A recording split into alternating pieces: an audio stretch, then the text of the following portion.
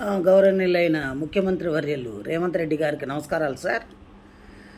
నిన్న అసెంబ్లీలో బాగా చెప్పారు సార్. మీరు ఏమనంటే జీతాలు కూడా నేను అడుక్కొని చేబోదులు తీసుకొని ఇస్తున్నానని. అంత దుస్థితి ఎందుకు పట్టింది? కేసీఆర్ గారు తప్పు చేశారు కాదనట్ల. మరి ఆనాడు అసెంబ్లీ కట్టేటప్పుడు మీరు ఎందుకు అడ్డపడలేకపోయారు? కోర్టు కేసులు ఎందుకు వేయలేకపోయారు? దాన్ని ఎందుకు ఆపలేకపోయారు? ఆపలేదు. సరే, అయిపోయింది. మేము ఎంప్లాయీస్ కట్టే ట్యాక్సులతోటి మిమ్మల్ని ఉచిత పథకాలు ఎవడు పంచమన్నాడు? ఉచిత పథకాలు ఎందుకు? ఉచిత పథకాలు ఇచ్చి మా జీవితాలు నాశనం చేయమని చెప్పినోడు ఎవడు లేడు కదా. ఎవరు చెప్పారు మీకు? ఉద్యోగస్తులకు బడ్జెట్ ఉంటుంది కదా. మా జీతాలు మాకున్నప్పుడు మాది మీరు ఇంకా అడుక్కునేది ఎందుకు? వేరే దానికి ఎందుకు ఉపయోగిస్తున్నారు? ఫ్రీ బస్సు ఎవరు పెట్టమన్నారు? ఎవడైనా ఈ రోజుల్లో మరీ కూటికి లేని పేదలు నిరుపేదలు ఉంటే ఆధార్ కార్డు చూపెడితే వాళ్ళకి ఇవ్వాలి. అంతేగాని ఒక కూలోడు బయటకు వస్తే 800 రూపాయలు, 1000 రూపాయలు మగవాళ్ళకి, ఆడవాళ్ళకి 800. అలా సంపాదిస్తున్నప్పుడు అది తీసుకెళ్ళి ఎక్కడ పోస్తున్నారు? బ్రాందీ షాపుల్లో పోస్తున్నారు. అదే నువ్వు ఈ ఉచితాలు పెట్టకుండా ఉద్యోగాలు వచ్చే పొజిషన్లో చేసుండి ఇండస్ట్రీస్ తీసుకొచ్చుంటే కంపెనీల్లో ఉద్యోగాలు వచ్చేవి చేసేవాళ్ళు. అసలు ఇవన్నీ ఎందుకండి?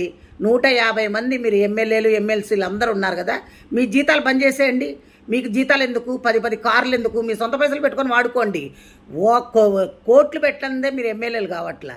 అలాంటప్పుడు మీకు అన్ని వసతులు కావాలి, 1వ తారీఖు జీతాలు కావాలి, మీరు ఫండ్స్ కావాలి, మెడికల్ బిల్స్ కావాలి, అన్నీ కావాలి. ప్లెయిన్లో ఊరికనే తిరగాలి, ఇవన్నీ కావాలి. ఇవన్నీ ఎక్కడి నుంచి వచ్చినాయండి? ప్రజల సొమ్మండి, మేం కట్టే ట్యాక్సులు అండి. మా ట్యాక్సుల పైసలు మిమ్మల్ని ఉచితాలుగా వాడుకోమని చెప్పినోడు ఎవడు? ఏ రాజ్యాంగంలో రాసిందో చెప్పండి. మీరు ఇవన్నీ కానీ చేస్తే ఇప్పుడు మేము రిటైర్డ్ అయిన వాళ్ళకి కనీసం పైసలు కూడా ఇచ్చే స్థితిలో లేరు మీరు. అంటే అప్పులు చేశాడు కేసీఆర్. అప్పులు చేసిపోయిన ముఖ్యమంత్రి ఒక ఆయన ఆస్తులు, నీకు దమ్ముంటే ఆయన ఆస్తుల్ని ఎలమేయండి. ఆయన ఆస్తుల్ని జప్తు చేసి అప్పులు కట్టించండి. ఇది ఒక చట్టం దాండి. స్టేట్ కానీ సెంట్రల్ కానీ మీ ఇష్టం వచ్చినట్టు వాడుకొని మాకు ఉచితాలు ఇస్తున్నాం, మీకు ఉచితాలు ఇస్తున్నాం అని చెప్తున్నారు. ఉచితాలు ఎవరికి ఇస్తున్నారు? ఉచితాల పేర్లతోటి మీ కార్యకర్తలకి దోసి పెట్టుకుంటున్నారు.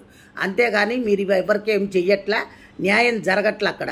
కాబట్టి దయచేసి మీరు ఇంకోసారి ఈ పిచ్చి సలహాలు ఇవ్వకుండా ఇప్పుడు ఎవరికైతే క్లాస్ 4th ఎంప్లాయీస్ కూడా జీపీఎఫ్ఐ పెట్టుకుంటే బిల్లులు ఇచ్చే స్థితిలో లేకుండా అయిపోయారంటే ఏమనుకుంటున్నారు? ముందు అర్జెంటుగా మా బిల్లులు మాకు పాస్ చేయండి. రిటైర్డ్ అయిన వాళ్ళకి మర్యాదపూర్వకంగా డబ్బులు ఇచ్చి పంపించండి. అది పద్ధతి. అందరు తిరగబడితే మటుకు ఊరుకునేది లేదు సార్. ఇది మంచిగా ఉండదు కూడా నేను చెప్తున్నా. Thank you.